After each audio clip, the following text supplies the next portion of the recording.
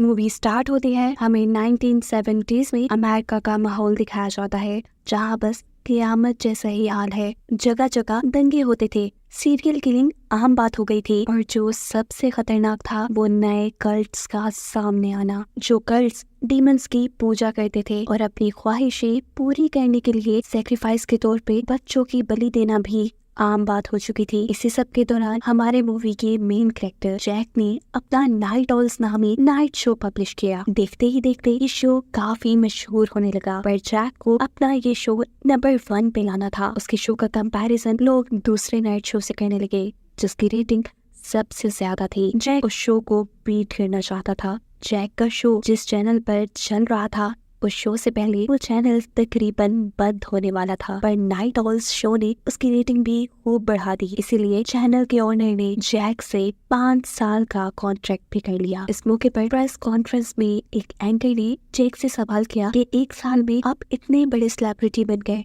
उसके लिए आपको क्या करना पड़ा, कोई सेक्रीफाइस? सवाल सुनते ही जैक गड़बड़ा गया। उसने कोई जवाब नहीं दिया, लेकिन अगली सुबह के न्यूज़पेपर में हमें एक खबर देखने को मिली कि नाइट ऑल्स शो का पुराना होस्ट एक एक्सीडेंट में मारा जा चुका है। जैक अपनी जिंदगी में सबसे ज्यादा प्यार अपनी वाइफ मैडलिन से करता था। इसके अलावा जैक के बारे में हमें एक खबर मिलती है कि वो एक कल्ट ग्रुप के साथ मिला हुआ है, एक ऐसा कल्ट ग्रुप जिसके मेंबर बहुत बड़े बड़े पॉलिटिशियंस, एक्टर और इस मुल्क के अमीर लोग हैं। ये कल्ट जादू के जरिए किसी का भी करियर बना भी सकता है और बिगाड़ भी सकता है। साफ मतलब है कि ये कल्ट डेविल से जुड़ा है, यानी शैतान से जुड़ा है, और यहाँ ब्लैक मैजिक जैसी अजीबोगरीब चीजें होती हैं। वक्त गुजरता रहा, जैक का शो अच्छा जा रहा था, लेकिन वो अभी तक नंबर 1 रेटिंग पर जाने वाले शो को बीट ना कर सका। ये सब चीजें तो जैक को परेशान कर ही रही थी, लेकिन उसकी जिंदगी का सबसे बड़ा धचका उसे तब लगता है जब उसे मालूम हुआ कि उसकी वाइफ को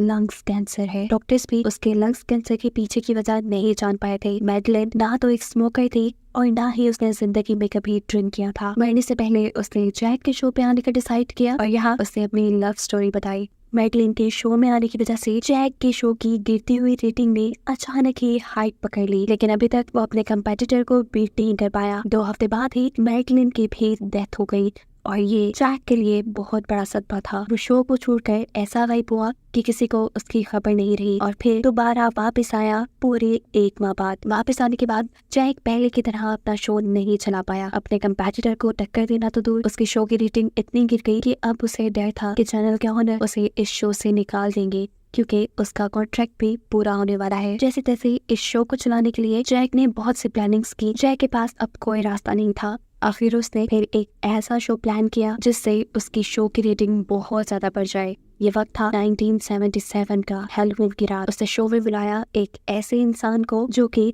सोल से बातें कर सकता है, एक मैजिशियन जो कि भूत या पैरानॉर्मल चीजों पर यकीन नहीं रखता। उसका मानना है कि ये सब लोगों को हिप्नोटाइज करके दिखाया जाता है। तीसरी गेस्ट थी डॉक्टर जून, जो कि एक साइकियाट्रिस्ट थी, और यहाँ वो एक लिली नामी लड़की के साथ आने वाली थी। शो का नाम रखा गया था late night with devil. Finally show start हो जाता है, और जैक यहाँ पे एक डरावनी सी एंट्री करने के बाद अपने पहले गेस्ट को बुलाता है। क्रिस्टो नाम का यह आदमी जैक को बताता है कि हमेशा उसे भूतों की आवाजें सुनाई देती हैं, इसीलिए वो उन भूतों की बातें इंसानों से करवाता है। आज हैलोवीन की रात है, और इस रात सोल्स के लिए दुनिया के दरवाजे खोल दिए जाते हैं। वो सोल्स जो रिसेंटली मरी हो, वो अपने आखिरी कामों को खत्म करने के लिए इस दुनिया में आती हैं। यही वजह है कि हैलोवीन के दिन लोग अपना भेस बदल कर घूमते हैं। ये बात सुनते ही जैक का मुंह एकदम से सीरियस हो गया। फिर क्रिस्टो अपना काम स्टार्ट करता है। भूतों की आवाजें सुनने पे उसे पीटरसन नाम सुनाई देता है। एक आदमी ऑडियंस से खड़ा होकर कहता है, हाँ मैं इस नाम को जानता हूँ, पर पीटरसन नहीं, पीटरमैन।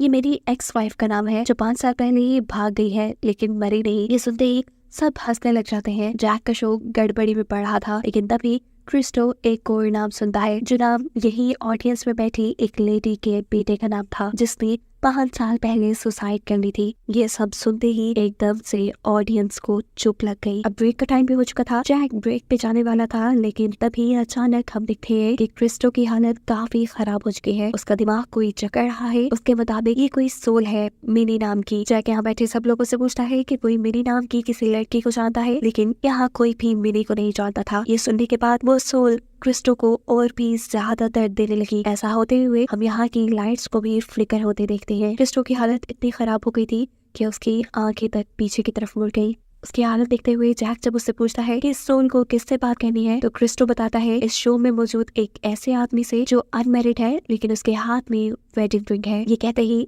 दोबारा से लाइट फ्लिकर हुई और क्रिस्टो नीचे गिर गया, ऐसे जैसे सोल ने उसे छोड़ दिया हो। ब्रेक में हम देखते हैं कि क्रिस्टो की हालत इतनी खराब हो रही है कि उसके नाक से खून आ रहा है, लेकिन कोई उसे बॉदर नहीं करता। शो में जैक दोबारा एंट्री करता है और इस मर्तबा उसने अपने दूसरे गेस्ट यानी एक मैजिशियन को बुलाया था। इस मैजिशियन का मानना है कि इस दुनिया में पैरानॉर्मल कुछ भी नहीं, यानी भूत या कुछ भी नहीं, जो सब कुछ भी यहाँ है वो लोग हिप्नोटाइज करके दिखाते हैं और यही चीज वो आज प्रूव करने वाला था। वो चाहता है कि कोई भी उसे गलत साबित करे और उसे $1,00,000 का चेक ले जाए, पर आज तक जिंदगी में ऐसा कभी नहीं हुआ। ये मैजिशियन क्रिस्टो को भी फ्रॉड कहता है जो कि सोल से बातें करता था। ये सुन क्रिस्टो को गुस्सा आ जाता है और वो उसके ऊपर पानी फेंककर यहाँ से चला जाता है। उसके गुस्से को नॉर्मल करने के लिए यहाँ पर जैक सभी ऑडियंस को बताता है कि क्रिस्टो कोई फ्रॉड नहीं है, उसने जो रीड किया वो बिल्कुल ठीक था। पहले उसने उस औरत की बेटे की सोल की बातें सुनी और सेकंड जिस सोल का उसने नाम बताया वो असल में मेरी ही वाइफ है, मैडलिन। मैंने उसका निकनेम है और वो मुझे ही ढूंढ रही थी। ऑडियंस को दिखाता है कि उसी के हाथ में वेडिंग रिंग है और वही इस टाइम अनमैरिड है। रीडिंग फेक नहीं है। जैक की बात सुनते हुए ये मैजिशियन क्रिस्टो को कहता है ठीक है, मैं एक नया चैलेंज देता हूँ, मुझे गलत साबित करो और यहाँ से $5,00,000 का चेक ले जाओ। क्रिस्टो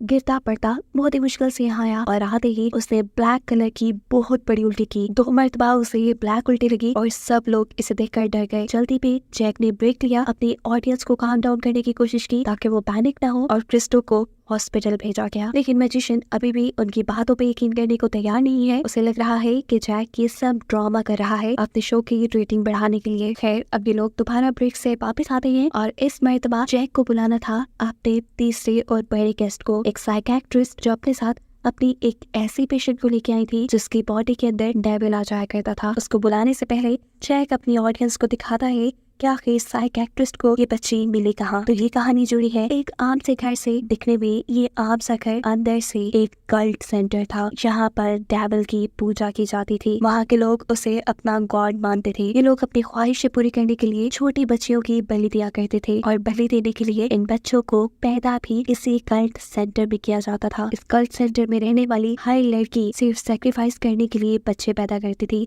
और उसके बाद डेविल के एक स्पेसिफिक चाकू से उन्हें मारकर सेक्रीफाइस कर देती थी। जो कोई भी ये रिचुअल देख लेता था वो डेविल के काबू में आ जाया करता था। ये सिलसिला जब बहुत ज्यादा बढ़ गया तो आखिर FBI ने उस कल्ट सेंटर के ऊपर रेड की। 4 दिन तक इनकी छोटी सी जंग चलती रही। कल्ट सेंटर का कोई भी मेंबर वहाँ से बाहर नहीं निकल पाया और आखिर जब उन्हें लगा कि वो हारने वाले हैं तो उन्होंने अपने साथ साथ इस कल्ट सेंटर को भी एक बम से खत्म कर दिया। सो फाइनली उस कल्ट सेंटर के साथ साथ डीमन के सभी फॉलोअर्स भी मारे गए, लेकिन यहाँ पर एक 10 साल बच्ची लिली बच गई। इस हादसे के बाद बच्ची की दिमागी हालत कुछ ठीक नहीं थी। इस बच्ची का इलाज करने के लिए उन्होंने डॉक्टर जून से एक साइकियाट्रिस्ट से कांटेक्ट किया। लिली से बात करते हुए साइकियाट्रिस्ट को ये बात पता चली कि लिली के अंदर एक डीमन है या फिर डीमन ने उसे कंट्रोल किया हुआ है। वो लिली के अंदर वाले डीमन से बात करना चाहती थी। बात तो हो नहीं पाई लेकिन लिली बहुत ज्यादा बेकाबू हो गई। लिली के ऊपर ही रिसर्च करने के बाद इस साइकियाट्रिस्ट ने एक बुक लिखी थी कन्वर्सेशन विद द डेविल और उसी के प्रमोशन के लिए आज वो यहाँ इस शो में भी आई थी। फाइनली अब लिली और साइकियाट्रिस्ट ऑडियंस के सामने आती हैं। लिली ऐसे चल रही थी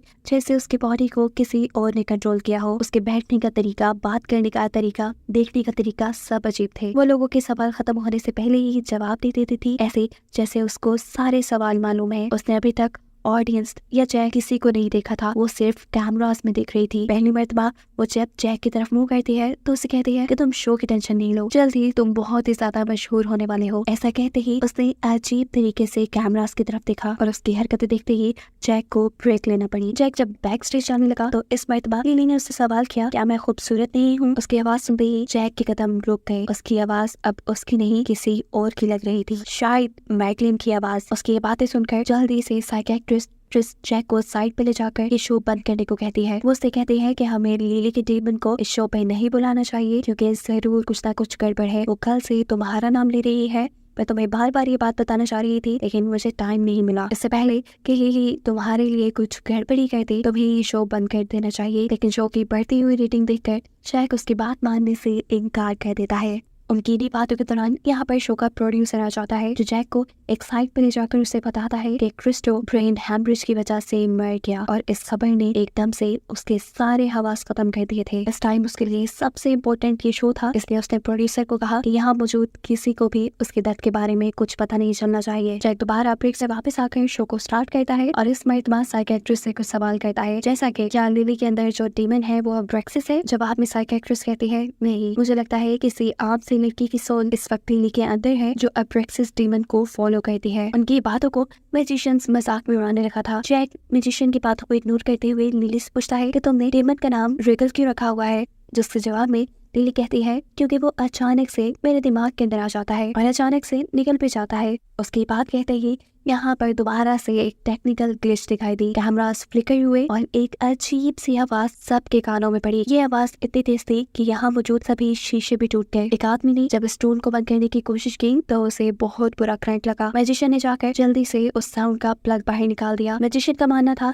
कि ये सब जैक का प्लान है, लेकिन लिली यहाँ कहती है कि नहीं, ये मेरे डीमन ने किया है। जैक कहता है अगर तुम्हारा डीमन यही तुम्हारे पास है तो क्यों ना उससे बात की जाए। उसकी बात सुनते ही साइकियाट्रिस्ट घबरा जाती है, क्योंकि कॉन्ट्रैक्ट में ये बात नहीं की गई थी कि शो पे डीमन से बात की जाएगी। जैक अपनी बात के ऊपर अड़ा रहा और यहाँ साइकियाट्रिस्ट कुछ बोल भी नहीं पाई। साइकियाट्रिस्ट ऐसा करना नहीं चाहती थी, लेकिन लिली जब खुद डीमन से बात करने के लिए राजी हो जाती है तो साइकियाट्रिस्ट इस बारे में कुछ नहीं कर सकती। अब तो ऑडियंस भी डेविल को बात करता हुआ देखना चाहते थे। जैक एक और मर्तबा ब्रेक पे चला जाता है और यहाँ उसकी टीम का एक मेंबर उसे साइड पर ले जाकर कहता है कि मैं जानता हूँ कि क्रिस्टो मर गया है। अभी ये ग्लिच जो देखी ये सब डीमन कर रहा है ना, अगर ऐसा ही है तो तुम प्लीज इस शो को यही बंद कर दो वरना तुम पछताओगे। लेकिन जैक अपने शो की बढ़ती रेटिंग देखकर किसी की भी बात मानने को तैयार नहीं था। शो दोबारा शुरू होता है। साइकियाट्रिस्ट यहाँ ऑडियंस को बताती है अगर कोई भी डीमन या पैरानॉर्मल चीज यहाँ मौजूद है तो वो कई तरह से अपने आप को जाहिर कर सकती है। यहाँ टेक्निकल ग्लिच हो सकता है, कुछ चीजें टूट फूट सकती है और हमारी दुनिया में उसकी एंट्री लिली के अंदर ही पॉसिबल है। जो भी आप देखें या सुने वो आपको जरूर डरा सकता है, आप उसके काबू में भी आ सकते हैं, लेकिन बेहतर यही होगा कि आप लिली का ध्यान ना भटकाएं। साइकियाट्रिस्ट ने अपना सेशन स्टार्ट किया और यहाँ लिली के अंदर के डीमन को बाहर बुलाया। जैसे साइकियाट्रिस्ट ने कहा था कि जैसे ही डीमन यहाँ आएगा उन्हें कोई ना कोई ग्लिच दिखाई देगी। यहाँ पर कैमरास में ग्लिच दिखाई गई और लाइट्स फ्लिकर हुई। लिली के चेहरे के साथ साथ उसकी आवाज और उसके एक्सप्रेशन भी बिल्कुल चेंज हो चुके थे। ये डीमन साइकियाट्रिस्ट से काफी मर्तबा बात कर चुका था, लेकिन अब साइकियाट्रिस्ट उसे इतने सारे लोगों के सामने बुलाने की उसे यकीन नहीं था। वो इतने लोगों को देखकर घबरा रहा था। साइकियाट्रिस्ट उसे रिलैक्स करते हैं और उससे कहते हैं कि हम तुमसे तुम्हारे मकसद जानने के लिए बात करना चाहते हैं और कुछ भी नहीं। ये बात सुनते ही उसका ध्यान गया जैक के ऊपर। वो जैक को देखकर कहता है तुमसे मिलकर अच्छा लगा जैक। जैक उससे कहता है कि हम तो पहली मर्तबा मिल रहे हैं। जवाब में डीमन कहता है पागल मत बनो, हम पहले भी मिल चुके हैं घने पेड़ों के दरमियान में, उसी कल्ट ग्रुप के दरमियान में जिसके तुम मेंबर हो। अब क्योंकि ये डीमन जैक की पर्सनल बातें बताने लगा था, इसीलिए साइकियाट्रिस्ट चाहती थी कि डीमन अब यहाँ से वापस चला जाए, लेकिन डीमन उसकी बात नहीं मानता। वो यहाँ पर पूरी ऑडियंस को जैक और साइकियाट्रिस्ट की दोस्ती के बारे में बता देता है। ये सुनते ही साइकियाट्रिस्ट को इतना गुस्सा आया कि उसने डीमन को ही थप्पड़ मार दिया। ऐसा करते ही वो शदीद गुस्से में आ गया और यहाँ पहली मर्तबा सिर्फ चंद लम्हों के लिए उसने अपना डीमन वाला चेहरा सबको दिखाया। सभी ये देखकर डर गए, यहाँ तक कि साइकियाट्रिस्ट खुद भी। अब साइकियाट्रिस्ट अपने गले में पहना एक लॉकेट दिखाकर कोई अजीब सा मंत्र पढ़ने लगी जिससे वो इस डीमन के खतरे से बच जाए, लेकिन डीमन इन मंत्रों को सुनने के बाद भागने के बजाय खुद ही साइकियाट्रिस्ट के साथ ये मंत्र पढ़ने लगता है। दोबारा ये लड़की अपना चेहरा जैक की तरफ करती है और उससे पूछती है तुमने ऐसा कैसे करने दिया जैक। इस मर्तबा उसकी आवाज एक लड़की जैसी लग रही थी, मानो उसके अंदर मैडलिन की रूह आ गई हो। अचानक से यहाँ पे एक बिजली की लहर दौड़ी और हम लिली के चेयर को आसमान में उड़ता हुआ देखते हैं। ऐसा होते ही जैक ने ब्रेक ले ली। उसके शो के प्रोड्यूसर ने उसे बताया कि उसकी शो की रेटिंग बहुत तेजी से बढ़ रही है। उसने अपने कंपेटिटर को भी बीट कर दिया है और पूरा मुल्क उसे देख रहा है। इस चीज ने उसकी सारी टेंशन्स भुला दी। वो बहुत ज्यादा खुश था, लेकिन फिर उसके दिमाग में एक बात आई कि आखिर में लिली की आवाज उससे मैडलिन जैसे लगी। उसकी बात सुनते ही प्रोड्यूसर कहता है कि अगर ये मैडलिन होती तो जरूर तुम्हें यहाँ अप्रिशिएट करती। जैक ब्रेक से वापस आता है और यहाँ पे जो मैजिशियन था वो ऑडियंस से कहता है कि अभी जो सब आप लोगों ने देखा, डेविल का चेहरा, उसकी आवाज, ये सब झूठ है और मैं ये प्रूफ करके रहूंगा। ऐसा करने के लिए वो एक आदमी को अपने सामने बुलाता है। उसने यहाँ पे एक पेंडोलम निकाला और उससे सभी को, ऑडियंस को, जैक को, यहाँ तक के कैमरा से दूर बैठी ऑडियंस को भी हिप्नोटाइज कर दिया। यहाँ मैजिशियन अपने सब्जेक्ट से कहता है कि तुम्हें वर्म्स से डर लगता है, मैं जानता हूँ। क्या तुम जानते हो कि वर्म्स इंसानों के जिस्म में भी होते हैं? उसके ये कहते ही अचानक ही इस आदमी के बॉडी में कुछ होने लगा। उसने अपनी गर्दन पे हाथ लगाया तो उसकी गर्दन से अजीबो गरीब वर्म्स निकल रहे थे। उसने अपना पेट फाड़ा तो वहाँ से भी लगातार वर्म्स निकल रहे थे। ये देखकर सभी लोग घबरा गए सिवाय डेविल के। डेविल तो लगातार हंस रहा था। मैजिशियन अब अपनी हिप्नोटिज्म तोड़ने की कोशिश करता है लेकिन वो नहीं टूटता। सिचुएशन काबू से बाहर होती जा रही थी। इस आदमी की आंख फटकर भी वहाँ से एक बड़ा सा वर्म बाहर निकल आया। फिर तभी यहाँ पर मैजिशियन ने कुछ वर्ड्स बोले जिससे सारी सिचुएशन काबू में आ गई और उसने दिखाया कि इस आदमी को कुछ भी नहीं हुआ था। ये जो वर्म्स सबने देखे ये असल में उसकी हिप्नोटाइजेशन की वजह से थे। वो आदमी बिल्कुल सही सलामत था। मैजिशियन यहाँ कहता है कि मैंने वो किया जो आप लोगों के साथ यहाँ साइकियाट्रिस्ट ने किया था। मैंने आप सबको हिप्नोटाइज करके वही दिखाया जो मैं दिखाना चाहता था। अभी मैजिशियन सच बोल रहा है कि नहीं, ये बात प्रूफ करने के लिए ये लोग कैमरास में रिकॉर्ड हुई वीडियो को रिवाइंड करते हैं जहाँ वो देखते हैं कि ऑडियंस ने जितना कुछ देखा था वो वाकई ही उसकी हिप्नोटाइजेशन की वजह से था। अब जैक कहता है कि साइकियाट्रिस्ट ने भी ये सब हकीकत में किया है। इस चीज को भी प्रूफ करने के लिए कैमरास की वीडियोस को ही रिवाइंड करना चाहिए और इस मर्तबा रिवाइंड करने पे उन्हें पता चलता है कि जितना सब कुछ भी ऑडियंस ने पहले देखा था, डेविल की आवाज, वो सब सच था।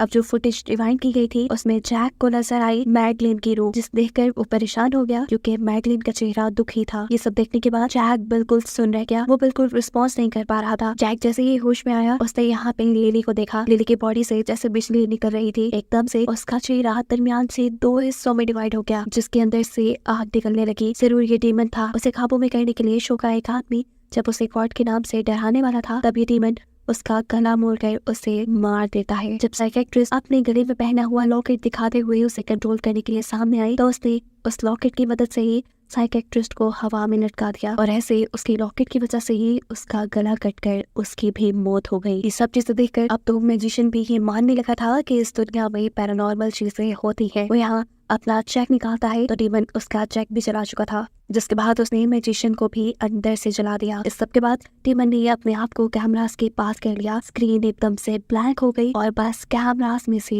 डीमन को निकलता हुआ दिखाया जा रहा था। अचानक ही शो में ब्रेक आ गई। ब्रेक जब खत्म हुई तो जैक ने अपने आप को उस शो में ही पाया। उसे ये बात समझ आ गई थी कि वो इस शो में फंस चुका है, इसीलिए वो ऑडियंस को कहता है कि प्लीज इस शो को यहीं बंद कर दो। अचानक ही अब वो उस लम्हे में पहुंच गया जब उसने चैनल के ओनर के साथ कॉन्ट्रैक्ट किया था। जब प्रेस कॉन्फ्रेंस में एक एंकर ने उससे सवाल किया था कि आपने इसके लिए क्या सेक्रीफाइस किया, तो इस टाइम चैनल का ओनर उसे कहता है कि जैक का सेक्रीफाइस अब शुरू होगा। यहाँ पर उस कल्ट के 2 मेंबर आए जिसके साथ जुड़ा हुआ था। वो जैक को उठाकर उसे एक डीमन के सामने ले आए। यहाँ उसे एक ड्रिंक पकड़ाई गई। जो ड्रिंक पीते ही अचानक से सीन बदलकर उसे बेड पे लेटी हुई मैडलिन दिखाई दी। इसका मतलब था कि जैक ने अपनी सक्सेस के बदले मैडलिन को ही सेक्रीफाइस किया था। लेकिन इस रिचुअल से पहले जैक को ये बिल्कुल मालूम नहीं था कि उसे सक्सेस के बदले अपनी वाइफ को सेक्रीफाइस करना पड़ेगा। यहाँ पर मैडलिन उससे कहती है प्लीज मुझे बहुत दर्द है, मुझे इस दर्द से छुटकारा दो। उसके ऐसे कहते ही जैक यहाँ पास पड़ी हुई एक चाकू से मैडलिन को मार देता है और सीन यहीं से कट होकर अचानक शो में शिफ्ट हो जाती है। जैक को होश आता है, उसके हाथ में लिली थी और जो चाकू उसने चलाया था वो असल में लिली के ऊपर चलाया था।